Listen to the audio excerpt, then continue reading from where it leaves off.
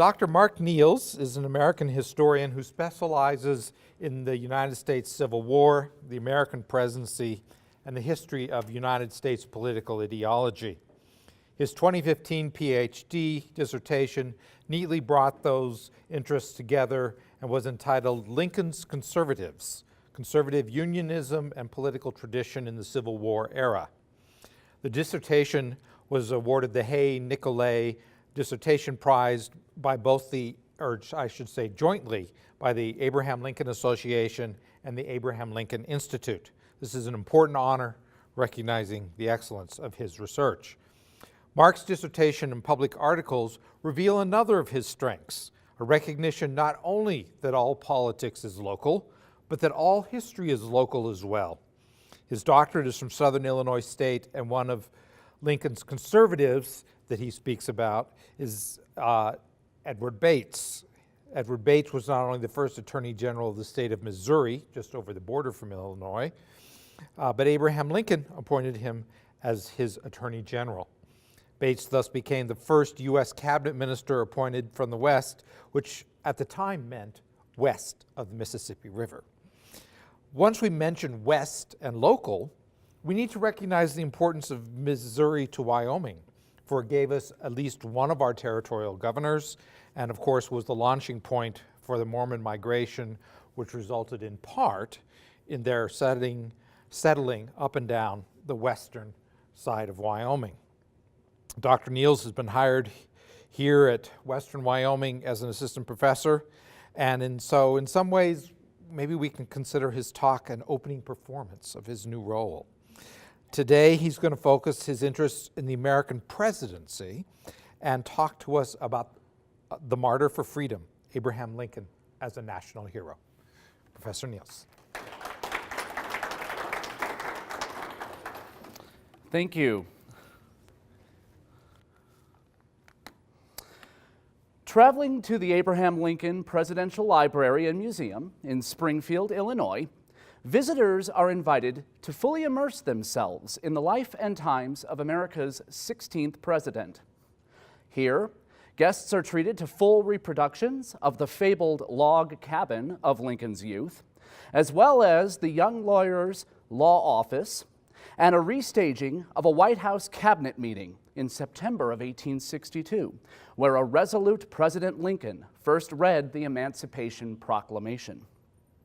During this cradle-to-grave journey through the life of Lincoln, however, one exhibit, more than any other, stuns the guests.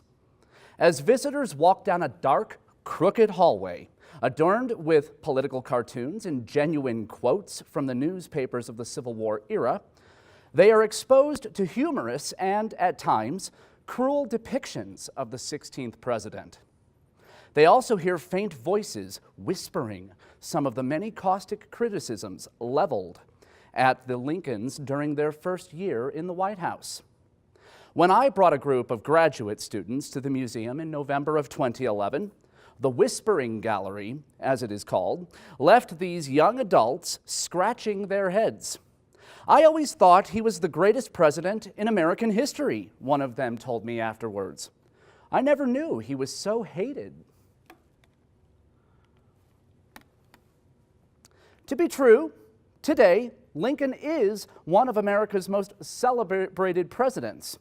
Indeed, in a February 2018 survey of 170 presidential experts with the American Political Science Association, 95% rated Abraham Lincoln as America's best chief executive.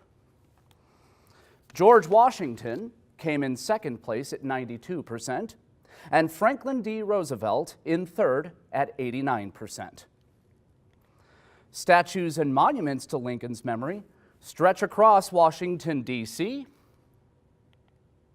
See if I can get that to work. There it is, Washington, D.C., to Harlan County, Kentucky, and from Chicago, Illinois, to Laramie, Wyoming. The 16th president has had parks, cities, cars, and highways named after him. Still, as the Whispering Gallery reveals, a disconnect exists between contemporary opinion in Lincoln's time and our own. After all, We know from history that Lincoln led the Union Army during the bloodiest conflict in American history.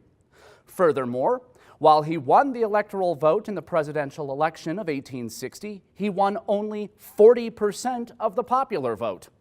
And what was more, his signature achievement as president, the emancipation of 4 million Southern slaves, was done as a military necessity rather than as an original aim of the Civil War.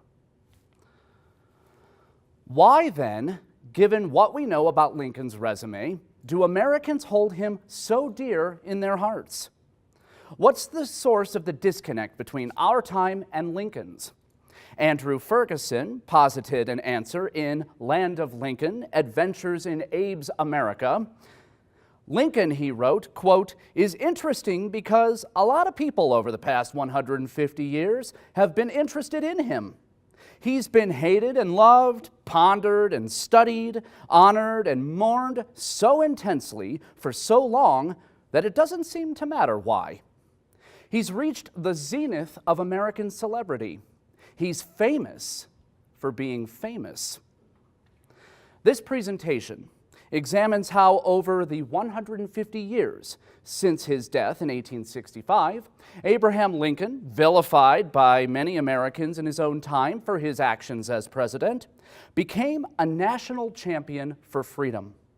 I will propose that the seed of this phenomenon lies in the words of his most famous speech, the Gettysburg Address, and that while the American people quickly adopted Lincoln's vision of national unity, they were slower to adopt Lincoln's egalitarian principles.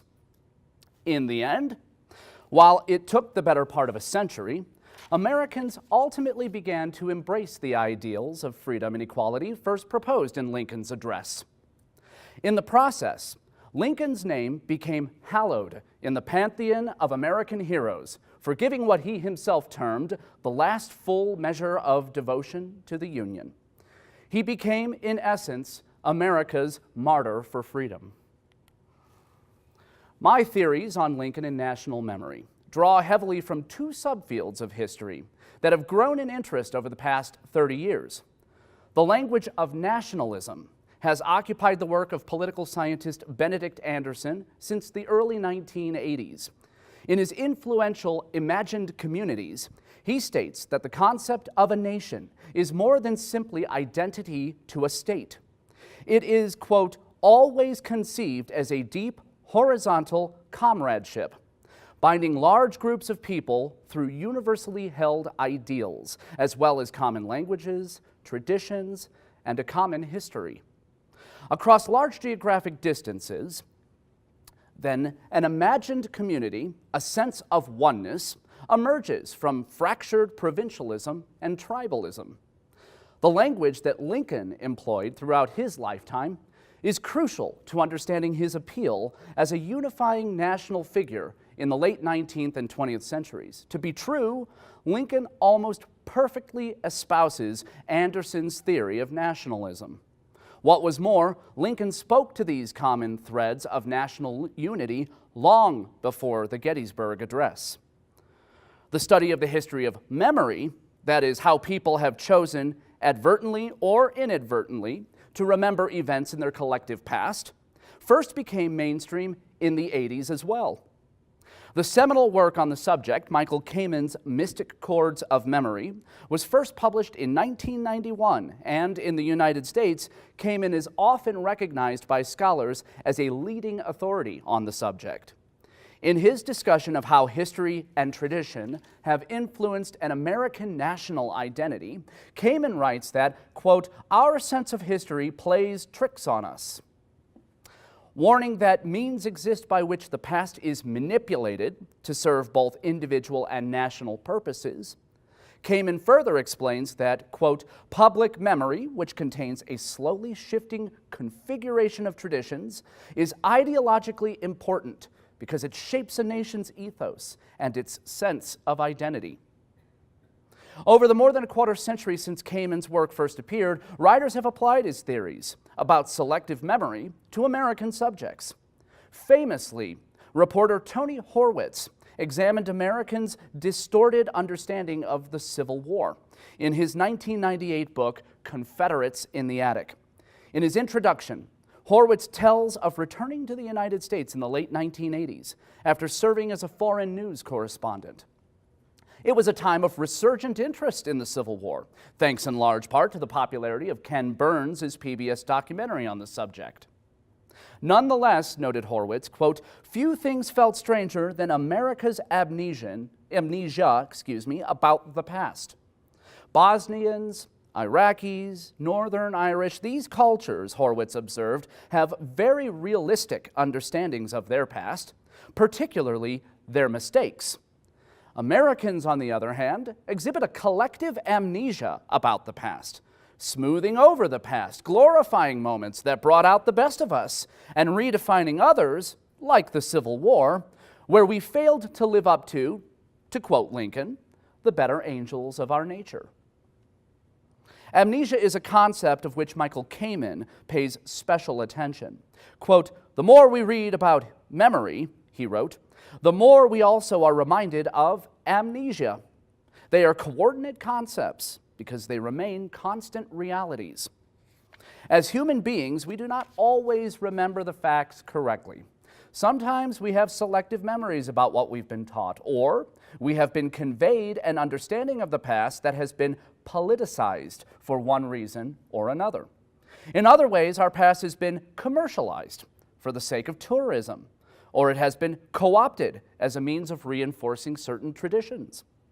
In sum, then, the amnesia that Horwitz observed is not always a malicious attempt to sweep the bad parts of our past, such as slavery and racism, under the proverbial rug.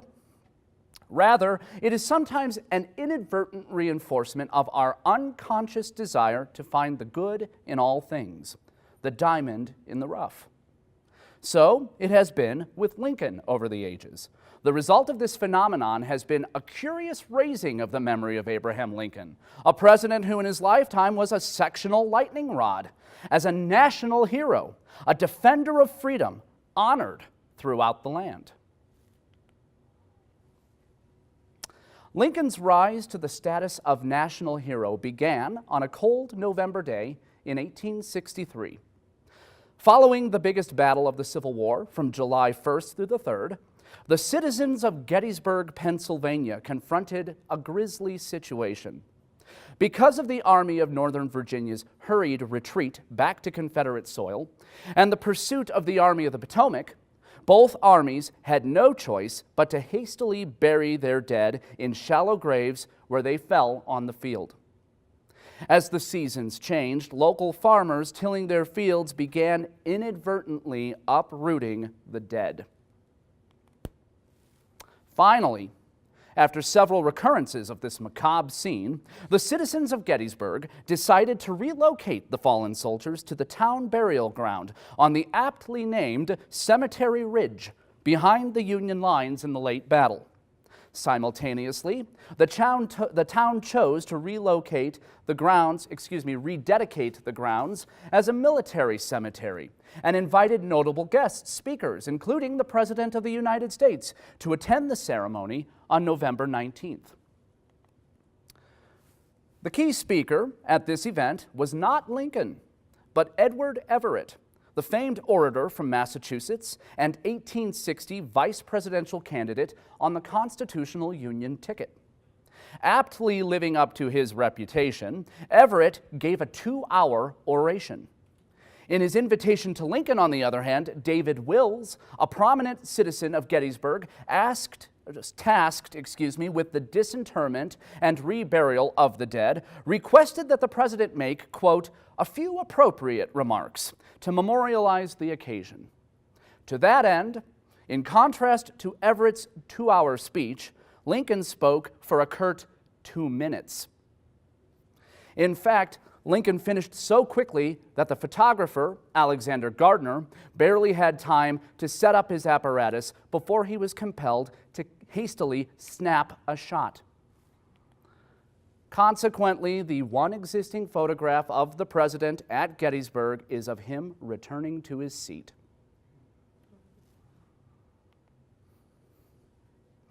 Just as Gardner missed the photo opportunity at Gettysburg, so too the audience and the readers who later digested the address in the newspapers initially missed its greater meaning. While the audience sheepishly applauded, Lincoln reportedly turned to his friend Ward Will Hammond and said, "Lamon, that speech won't scour. It is a flat failure, and the people are disappointed." To be sure, at first, some people did seem disappointed. In the November 24, 1863 edition of the Harrisburg Patriot and Union, for instance, editor Oramel Barrett lamented, quote, "the silly remarks of the president." Quote, "For the credit of the nation," its editor continued, "we are willing that the veil of oblivion shall be dropped over them and that they shall be no more repeated or thought of." Others closer to Lincoln were less caustic, but similarly downplayed the speech's importance. Lincoln's own secretary, John Hay, devoted only a short note to the ceremony in his diary. And later, in his 10-volume biography of the president, he reserved 8 pages to Everett's speech and only 2 to Lincoln's address. As time passed with Union victory over the Confederacy, with the reintegration of the Southern states, and with the growth of U.S. industry and global power in the late 19th century, the Gettysburg Address became an integral charter of national unity. Gradually, Americans found clarity of purpose in Lincoln's words. Where the 16th president had once led a sectional government and a sectional army in a great conflict against another sectional government and sectional army, his address defining the United States as a nation instead of a republic, with its roots in the Declaration of Independence rather than the Constitution, and his proposal that the government derived its power from the people, bypassing the states altogether, gave rise to a new identity that imagined a nation unique in the world and ready to take its place in the pantheon of great nations. As early as 1838, in his first major public address to the Young Men's Lyceum in Springfield, Illinois, warning against the degrading influence of mob violence on the social fabric of the United States, Lincoln described America as, quote, "a nation of free men," and argued persuasively that Americans were united by their commitment to law and order, as well as to, quote, "political institutions conducing more essentially to the ends of civil and religious liberty than any of which the history of former times tells us."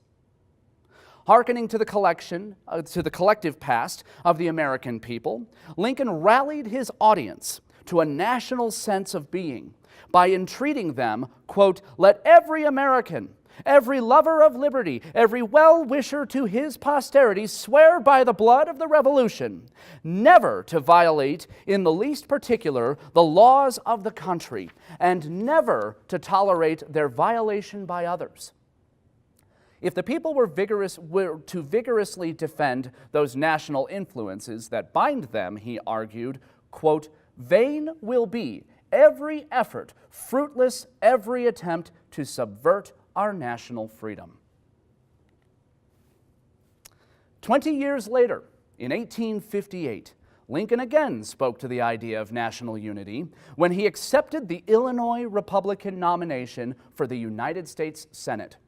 Besides invoking the words of Jesus Christ when he said, quote, "a house divided against itself cannot stand," what is perhaps most important to Lincoln's national sensibilities was his insistence on a uniform national slave policy.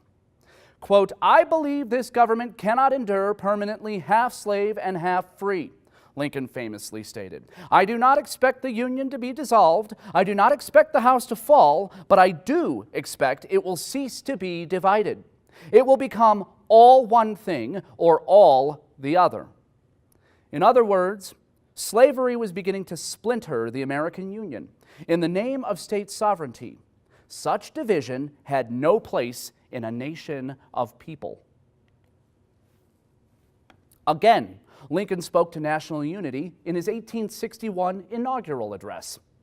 In his closing remarks, he spoke of kinship ties, both North and South that ran deep and were shared across state lines. Quote, "Though passion may have strained, it must not break our bonds of affection," the newly inaugurated president stated. "The mystic cords of memory, stretching from every battlefield and patriot grave to every living heart and hearthstone all over this broad land, will yet swell the chorus of the Union when again touched, as surely they will be, by the better angels of our nature." Viewing the people of the United States as one family stretching across the continent, Lincoln reached back to the American Revolution and stressed that America's common past, their faith in traditions and ideals that their fathers and grandfathers had fought to secure for posterity, was the linchpin of a distinctly American nation. Given his track record up to this point, it should have been no wonder to the audience at Gettysburg in 1863 that Lincoln would stress the idea of America as a nation of people, with no reference to sovereign states. What was more, historians have traced Lincoln's inspiration for these ideas to the beliefs espoused by leading members of the Whig Party in the mid-19th century. At the end of the 1820s, America was at a political crossroads. The Jeffersonian vision of an agrarian America, where farmers tilled the earth and coalesced in strong local communities, devoid of much interaction with the national government, was slowly losing ground to the Hamiltonian vision of an America of manufacturers, linked across geographic distances by industrial pursuits, fostered by the economic policies of the national government, and dedicated to the pursuit of common economic dominance in the emerging global economy. Championing the Jeffersonian vision were the Jacksonian Democrats. Championing the Hamiltonian system were the Whigs, led by Senators Henry Clay and Daniel Webster. Lincoln described Clay, with his support for the federal funding of roads, bridges, and canals that would create a national system, as, quote, "my beau ideal of a statesman, the man for whom I fought all my humble life." However, Lincoln was actually influenced in drafting the Gettysburg Address by the speeches of Daniel Webster. As South Carolina threatened to nullify federal laws in 1832, Senator Webster rose in the Senate chamber to rebut Senator Robert Hayne's defense of his home state, proclaiming that the Union was not a collection of sovereign states, but a cohesive, inseparable unit, bound together by the familial ties of the people and united by the government that drew its power collectively from the consent of those people. Webster wrote, "It is, sir, the people's constitution, the people's government, made for the people, made by the people, and answerable to the people."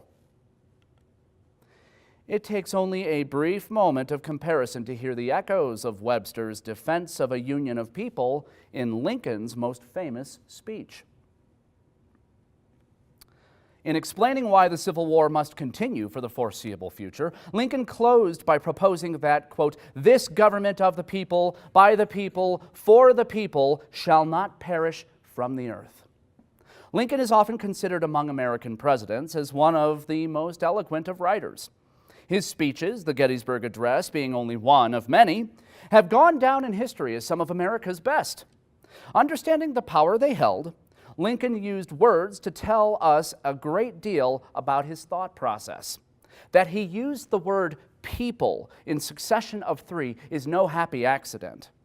Lincoln knew what his audience would take away from the speech, if they took anything at all. His rhetorical strategy, therefore, gives us a greater understanding of the national vision that he hoped to bring to fruition. Without an exploration of egalitarianism in Lincoln's writings and their translation into civil rights for minority Americans, his nationalist vision was only partially understood. Lincoln did not simply see America as a nation of people united in both their common past and their faith in universal values of liberty and representative government. He also traced the nation's origins back to the drafting of the Declaration of Independence, with its egalitarian proclamation that all men are created equal. Indeed, Lincoln's writing on the Declaration of Independence reveal his belief that the Charter was the bedrock of American democracy. It should be read as universal in its freedoms, and it must be preserved. In 1854, advocating that slavery be excluded from the federal territories, Lincoln stressed to an audience in Peoria the importance of the Declaration of Independence as, quote, the leading principle, the sheet anchor of American republicanism. 3 years later, in 1857, he again invoked the egalitarian language of the Declaration in his denunciation of the Dred Scott decision and its proposal that black men had no rights that a white man was bound to respect. Quote, I appeal to all, Lincoln said, to Democrats as well as others. Are you really willing that the Declaration shall be thus frittered away? Thus left no more at most than an interesting memorial of the dead past, thus shorn of its vitality and practical value, and left without the germ of even the suggestion of the individual rights of man in it. As he begun the rise from prairie lawyer to Republican Party leader, and eventually to president, Lincoln's faith in the Declaration became even more earnest. In 1858, as he prepared to debate Senator Stephen Douglas, he explained to another audience in Springfield that, quote, I adhere to the Declaration of Independence. If Judge Douglas and his friends are not willing to stand by it, let them come up and amend it. Let them make it read that all men are created equal, except Negroes. Lincoln further reinforced his faith in the Declaration's egalitarian principles in all 7 debates with Douglas in 1858, and again in his February 1859 speech at the Cooper Union in New York, argued by historians to be the speech that made him president. He further reinforced his faith in the Declaration's egalitarianism during his 1861 grand speaking tour on the way to his inauguration in Washington, D.C. Perhaps his most poetic utterances about the Declaration were delivered as part of one of these speeches in January of 1861. Although the full speech is missing, a fragment of it was discovered in Lincoln's papers after his death. In it, the president-elect described the Declaration as an, quote, apple of gold. The Union and the Constitution which derived from it, quote, are the picture of silver subsequently framed around it. The picture was made not to conceal or destroy the apple, but to adorn and preserve it. The picture was made for the apple, not the apple for the picture. So let us act that neither picture or apple shall ever be blurred or bruised or broken. A few weeks later, in a speech in Philadelphia, he stated emphatically just how important the principle of equality was. Quote, if this country cannot be saved without giving up that principle, I was about to say I would rather be assassinated on this spot than to surrender it. Those are prophetic words. Nearly 3 years into the Civil War, Lincoln saw the Gettysburg Address as a moment to place the Declaration of Independence at the center of American civil government. Whereas Americans in the 19th century had largely traced the birth of the Republic to the drafting of the Constitution in 1787, that is 16 years ago, Lincoln knew very well what he was doing when he traced the birth of the nation to the drafting of the Declaration in 1776, 77 years ago.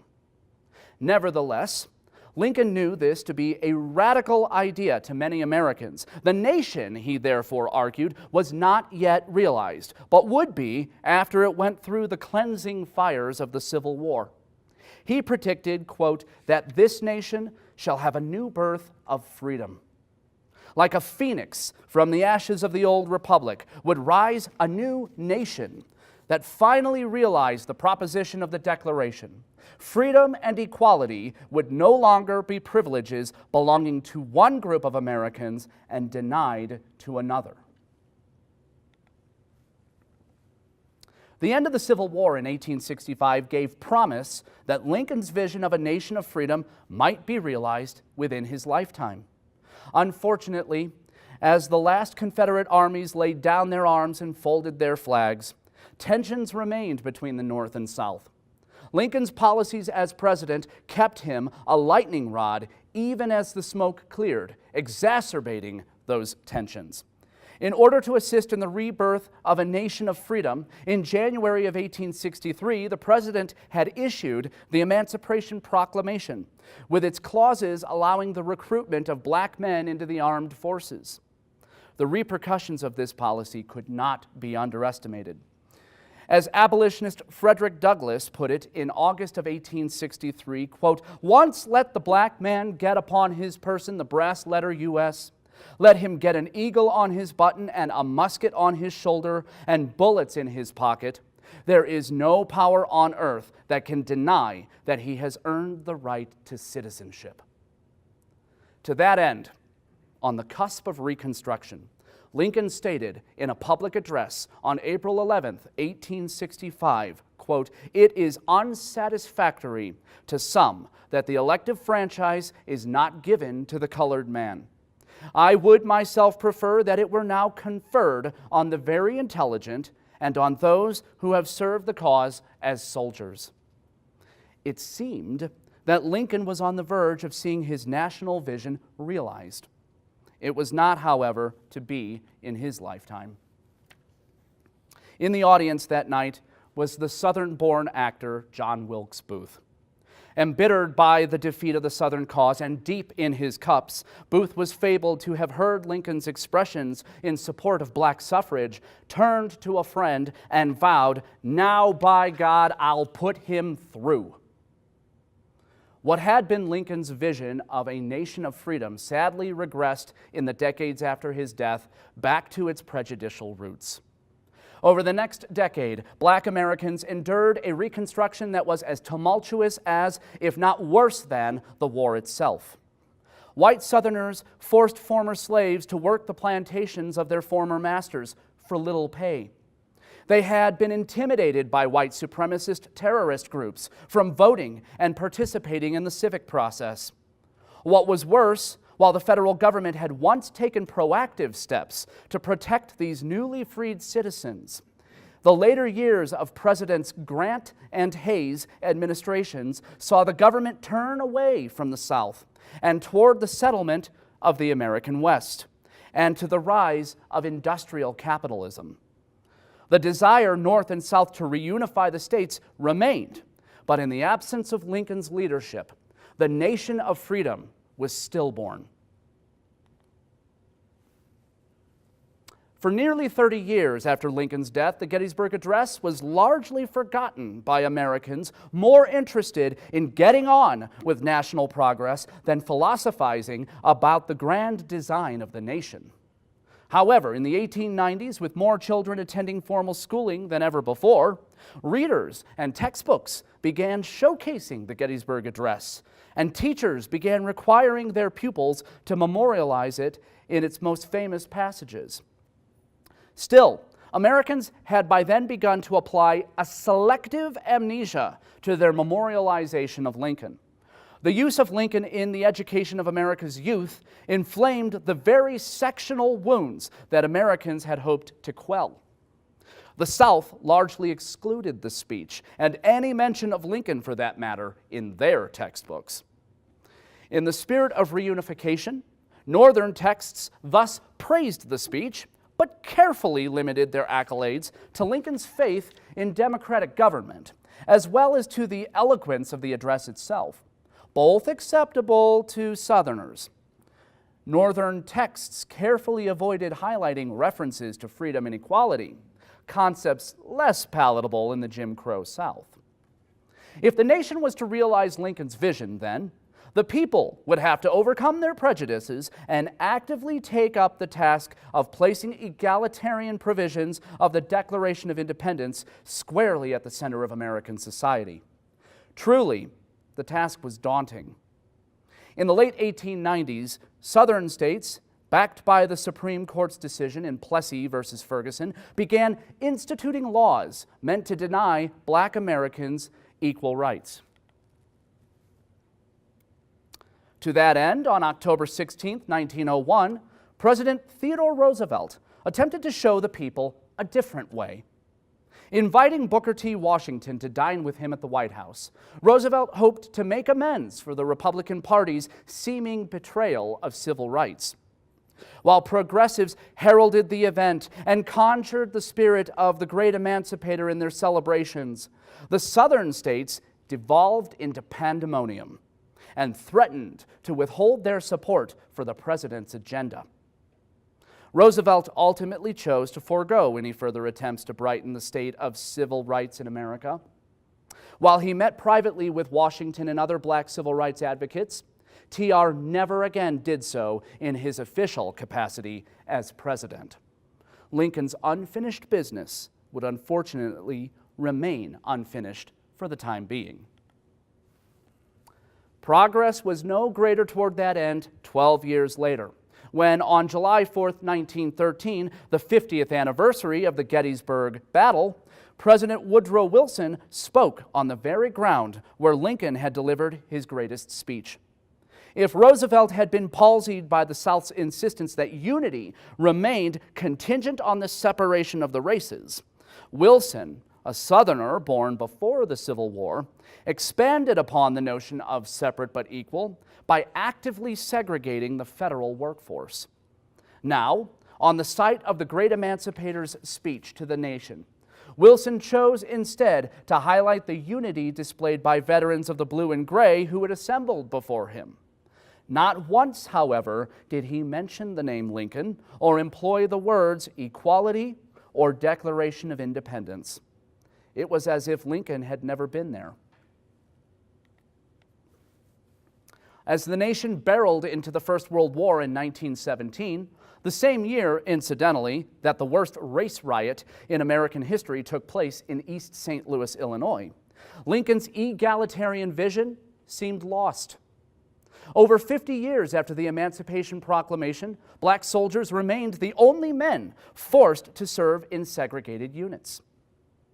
Indeed, realizing this, German airplanes dropped pamphlets over the entrenched Black troops, asking them why they fought abroad, in the words of Woodrow Wilson, quote, to make the world safe for democracy, when their government denied them equality at home.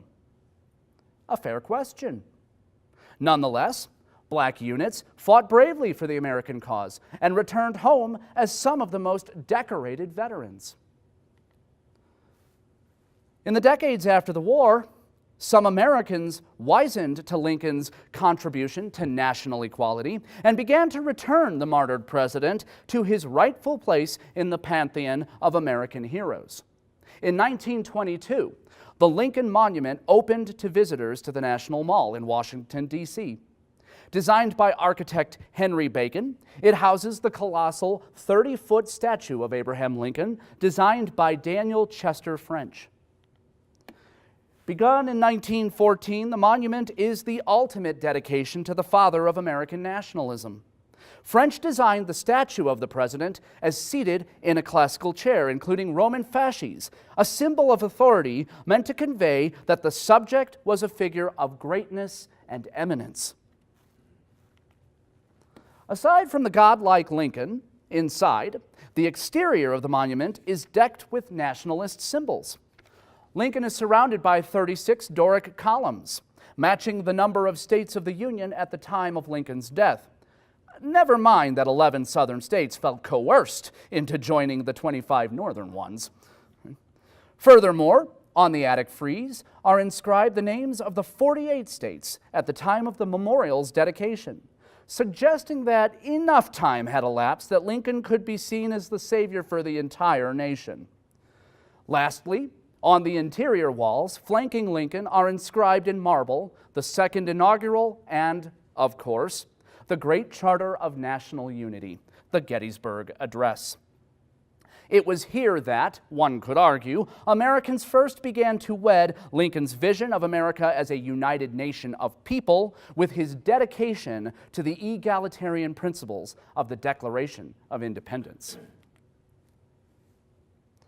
In April 1939, when the Daughters of the American Revolution would not permit contralto Marian Anderson to perform at Constitution Hall in Washington, D.C. on account of her race, Eleanor Roosevelt publicly resigned from the DAR, and with the help of the NAACP Executive Secretary, Walter White, and Interior Secretary, Harold Ickes, moved the concert to the steps of the Lincoln Memorial.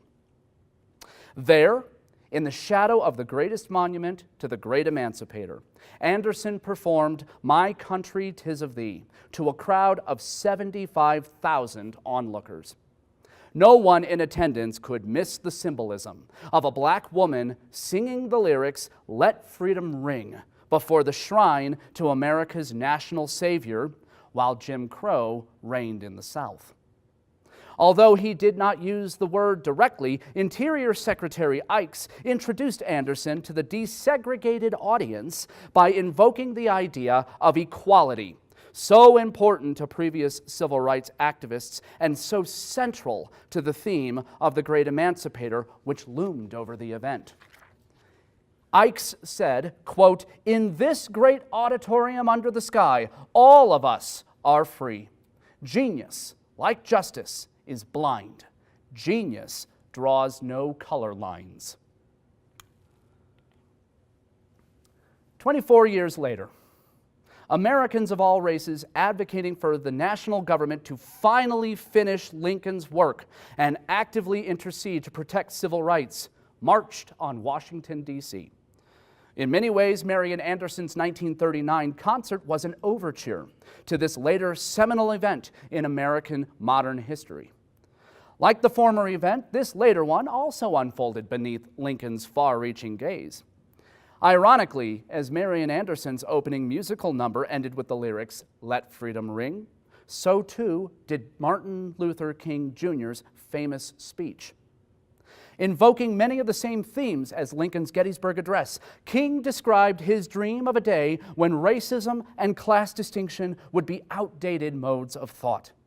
Quote, "This will be the day," he proclaimed, "when all of God's children will be able to sing with new meaning, 'My country 'tis of thee, sweet land of liberty, of thee I sing. Land where my fathers died, land of the pilgrim's pride, from every mountainside, let freedom ring.'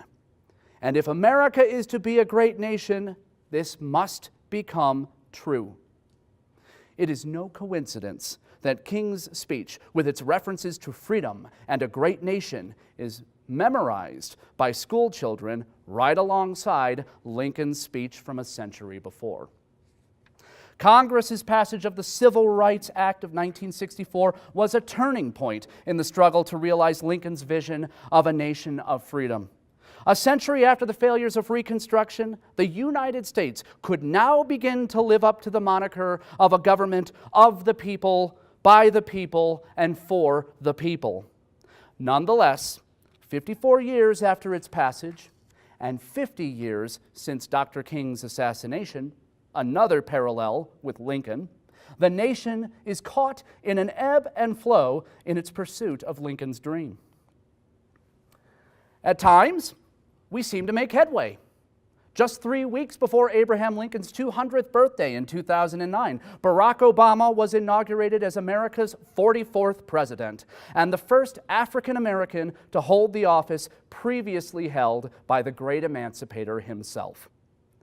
Himself a strong nationalist, Obama once echoed Lincoln and Daniel Webster in a 2004 speech to the Democratic National Convention, in which he said, quote, "There's not a liberal America and a conservative America. There's the United States of America." Obama was quick to see a connection between his own presidency and that of Lincoln's. Besides holding a pre-inaugural rally on the steps of the Lincoln Memorial, linking himself not only with Lincoln but with Dr. King as well, Obama also chose to be sworn in on the Bible used by Lincoln at his second inauguration in 1865. Incidentally, Donald Trump was also sworn in on the same Bible. At other times, we seem to regress. In April of 2011, on the eve of the 150th anniversary of the firing on Fort Sumter, Time magazine featured on its cover an image of Abraham Lincoln with a tear rolling down his cheek. The featured article reported that while the question, "What caused the Civil War?" returns 20 million Google hits, a survey that month found that 2/3 of Southern Americans agreed with a Texas school board that adopted textbooks arguing that the South was motivated by states' rights rather than slavery. In contrast, citing Lincoln's Gettysburg Address, as well as Southern proclamations of secession, historians have emphatically argued for the slavery narrative. The Times article quoted Yale professor David Blight, who lamented, quote, "No matter what we do or the overwhelming consensus among historians, out in the public mind, there is still this need to deny that slavery was the cause of the war." It would seem that the same amnesia that kept Americans from realizing Lincoln's full vision of a nation of freedom continues to affect us in modern times. Since the time of that Times article, the diverging opinion on the legacy of the war has widened, sometimes with catastrophic results. On August 12, 2017, a mob of white supremacists carrying tiki torches and chanting "blood and soil" descended on Charlottesville, Virginia, to protest the proposed removal of a statue of Confederate Robert E. Lee, located in the ironically named Emancipation Park. Built in 1924, the statue was part of a national trend in the early 20th century to commemorate Southern heroes and counter the narrative that the Confederacy was intent on preserving white supremacy and hindering America's progress as a nation of freedom. In the aftermath of the rally on August 12th, a counter-rally descended on the white supremacists in Charlottesville, where the inevitable clash between the two sides turned violent and resulted in the death of counter-protester Heather Heyer, as well as the injury of 19 others. Clearly, we as Americans have our work cut out for us if we want to preserve the nation of freedom that Lincoln envisioned. It is no coincidence that in 2013, filmmaker Ken Burns launched an initiative and produced a documentary encouraging American teachers to teach Lincoln's Gettysburg Address in the classroom. He also produced a short video of American celebrities reciting the full speech as a means of showcasing its promotion of national cohesiveness across sectional, political, and racial lines. Through it all, Lincoln continues to look down on us from the National Mall and from Mount Rushmore. He stares up at us from the penny and the $5 bill. He is in our lives daily, if only we choose to look for him. No other president has had as strong of an impact on our national identity. In the epilogue to his investigation of America's love affair with Lincoln, Andrew Ferguson relates a story told by Frank Walker, the manager of the Springfield Hilton Hotel, about a Czechoslovakian Holocaust survivor who made a pilgrimage to Springfield to visit the tomb of the martyr for freedom. The man explained to Walker that while he lay one night in a concentration camp, he was visited by the spirit of Abraham Lincoln, who urged him to remember that, quote, "all men are created equal. This is true for all men for all times. And these men who would do this thing to you, who put you here, they're no better than you. You are their equal because all men are created equal. You keep remembering this. You persevere, and you'll be all right." Having saved every dollar he could in his old age, thanks to Walker, who escorted him, this man finally got to see the tomb of his hero. Indeed, he cried and he kissed the ground. Remembering the story later, Walker told Ferguson that, quote, "I don't care what you say about Lincoln. This was very reflective of the man, this story. He's bigger than Springfield. Lincoln transcends the whole United States even. He's all over the world. That gentleman was all alone over there in that cell, but Lincoln was with him. Or he thought Lincoln was with him. I don't know what it was, but that is some kind of power. Thank you.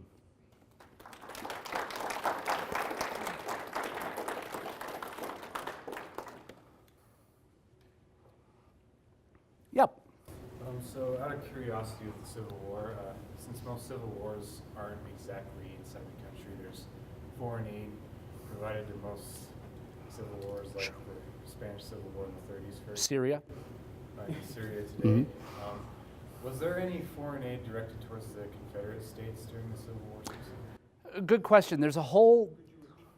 the question was, given that most civil wars involve some sort of outside influence into them, and I gave the example of Syria, is there any evidence that there was foreign involvement in the United States Civil War? And the answer to that is yes and no. It's ambiguous.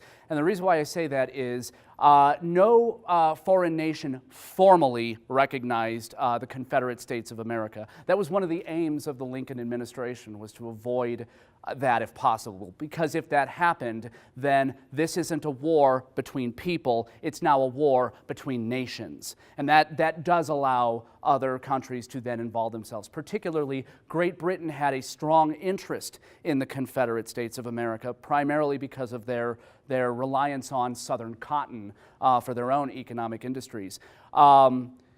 There is some evidence that there was smuggling of goods through the Union blockade in the South. We know that the Confederate States of America had ambassadors in both France and Great Britain, but those countries never formally recognized them. And part of the reason it is assumed by historians today that those nations refused to recognize the South is twofold. On the one hand, the South very quickly began to lose the war.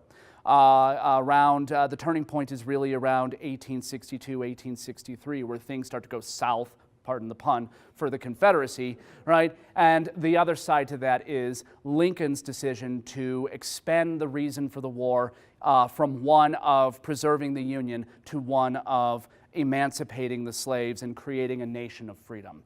The Confederacy, the nation of France, they simply could not then side with a country that was fighting, in essence, to leave slavery intact.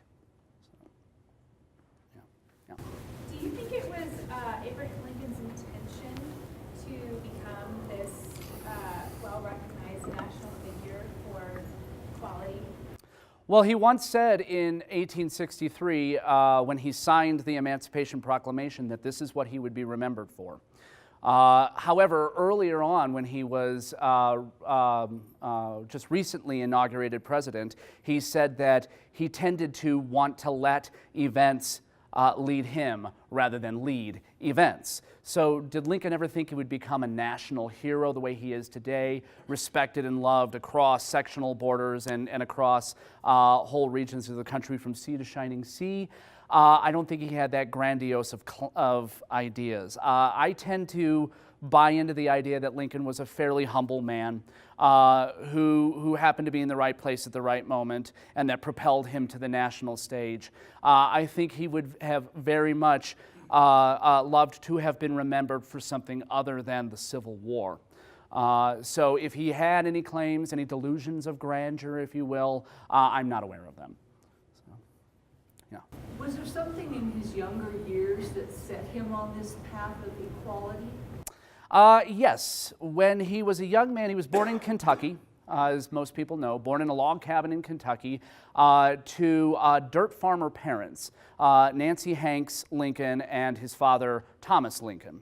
Both Thomas and Nancy were Baptists. Baptists were vehemently opposed to the institution of slavery, and Thomas Lincoln himself was opposed to the institution because it was robbing Thomas of his ability to rise in his chosen profession, which was farming. So they moved to Indiana. They got out of slaveholding Kentucky and moved to the free territories and eventually settled in Illinois. So the idea that Lincoln, at a very young age, he was only 9 when he left Kentucky and moved to Indiana, grew up in a free territory, in a free state, might have had some influence on him. But the other thing that he always claimed had the most influence on him was a trip down the Mississippi River to New Orleans early in his adulthood. He farmed himself out to do all kinds of different jobs here and there until eventually he went into the profession of law. And while he was farming himself out to these various jobs, he got in with a merchant who was selling his goods down the river, hopefully getting them sold on the world market. And when he came to New Orleans, he saw for the first time slave pens. He saw a slave auction, witnessed it. He saw men and women in chains treated no better than dogs. And he said that more than anything else, impacted him and turned him toward an anti-slavery mindset. He would claim, in fact, he did claim in 1858 that he had always been anti-slavery. But I think we can at least mark the seed as being planted right there. Yeah.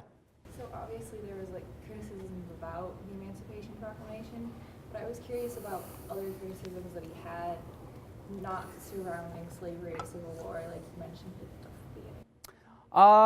He is criticized for being unfit for the presidency. And what I mean by that is primarily he doesn't look like a president, right? He's kind of a tall, gangly guy. His shirt sleeves never fit, right? When he rode a horse to review troops, the troops would giggle at the fact that his pant leg raised to the point where you could see his leg between his boot, right?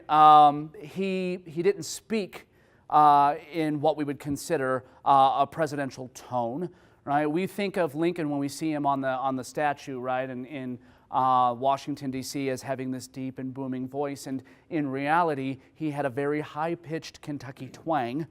In fact, he didn't say Mr. Chairman, he said Mr. Chairman, right? So there's that aspect of it for people who knew him. There's also a great amount of criticism of his wife, Mary, who was a Southerner. She was of the Todds of Kentucky, who were a slave-holding family, several of whom fought in the Confederate Army, several of her brothers. In fact, she lost a couple of brothers in that war. And so when she comes to the White House, people think we've got a, we've got a rooster in the hen house, if you will. We've got a Confederate spy in the White House, right, in the form of Mary Lincoln. She's also criticized as being crazy because she was very moody.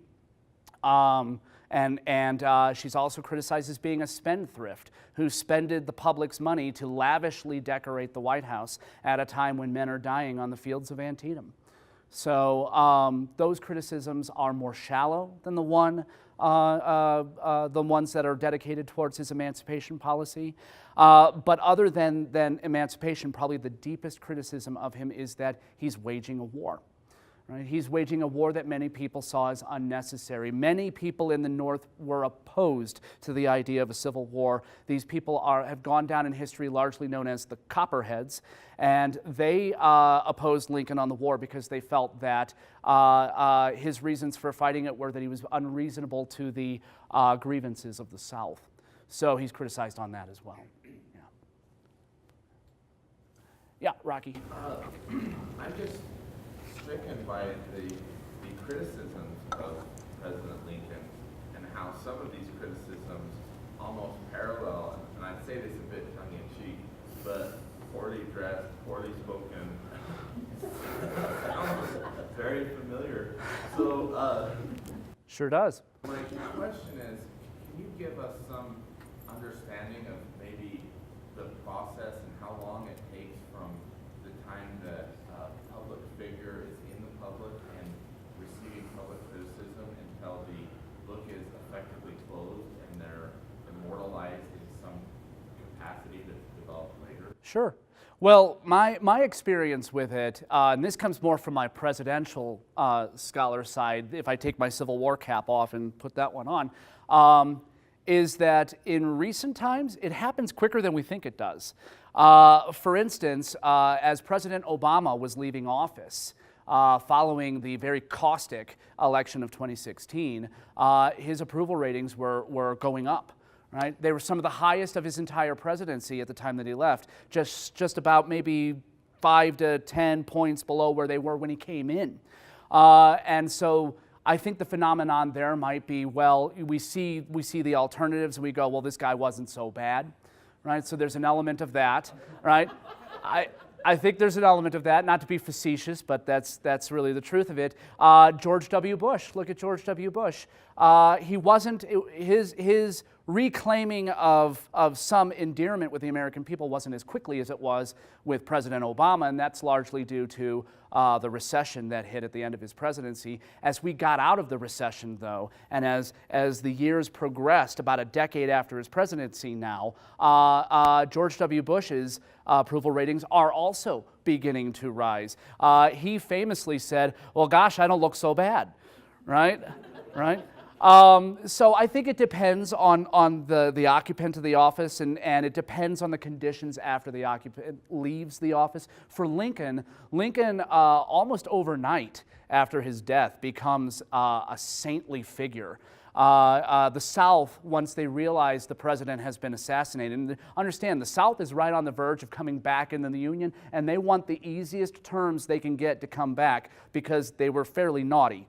Right? What they did was pretty naughty, and they admitted it by 1865. So Lincoln offered them that opportunity. He famously said in his second inaugural address, with malice toward none, right? Talking about the South. We're going to bring them back like the prodigal son from the New Testament. And then he's gone. And the South goes, oh no. Right? This was our one chance. Now everyone's going to see John Wilkes Booth. They're going to hear about his Southern leanings, and they're going to claim that it's our responsibility that the president is dead, and they're going to come after us. And while it didn't pan out exactly that way, the South begins to look at Lincoln as their one great chance, and they mourn his death. Not quite as strongly as the North does, but they certainly regret what happened to him. So, all the way in the back. Oh, sure. George. Would you comment on the fact that after his death, his own party repudiated his conservative policies, and that initially and during his lifetime, Ulysses Grant was considered the man who actually saved the Union? He was, actually, yes. And I think Grant's real appeal during Lincoln's lifetime is that, well, A, he's not in the office, right? We tend to hate the guy in the office, right? No matter of what political persuasion he is or what we are, we don't like the guy because we want to blame him for everything. And I think Lincoln had a lot to be blamed for at the time of his presidency. There's a lot of bad going on. So when that's considered, Grant is fairly nonpartisan. He doesn't at least publicly speak ill of many people. I don't think he cared very much for many Confederates, but I know, for instance, he very, very well respected Robert E. Lee, and that bridges a gap with the Southern people. And when it comes to Lincoln's conservatism, many radicals in Lincoln's own party, when I say radicals, these are people who tended to appeal to the idea that the South had caused this war, the South deserved to be punished, and we should come down as strongly as we can and deny them every right that they denied the 4 million slaves. And that Lincoln ought to come in and be stronger on that end, take away their property, take away their suffrage rights, and punish these people and grant them instead to the 4 million African Americans who the South had oppressed for the better part of nearly 400 years, right? Of course, the South is only 200 years, but 400 years of slavery. And Lincoln would not embrace those policies. Lincoln very much wanted to move to the center and bridge a gap and try and create a coalition to save the nation. He really did believe very firmly that in the South there were Southerners still loyal to the Union, right? Who did not agree with what the slave power, as they called it, was doing in the South. Essentially like lemmings pulling them off a cliff. Lincoln wanted to reach out to them, and he couldn't do that if he embraced radical policies. So he's gone, he's dead after 1865. The radicals become ascendant in 1865. They do punish the South very heavily during Reconstruction and create decades of animosity between the North and South that, as I mentioned, really doesn't begin to heal until we find other reasons to join together as a nation. The settlement of the West being one of those, the pursuit of industrial capitalism, and some of our global interests as well towards the end of the 19th century and the beginning of the 20th sort of bridge that gap. Thank you.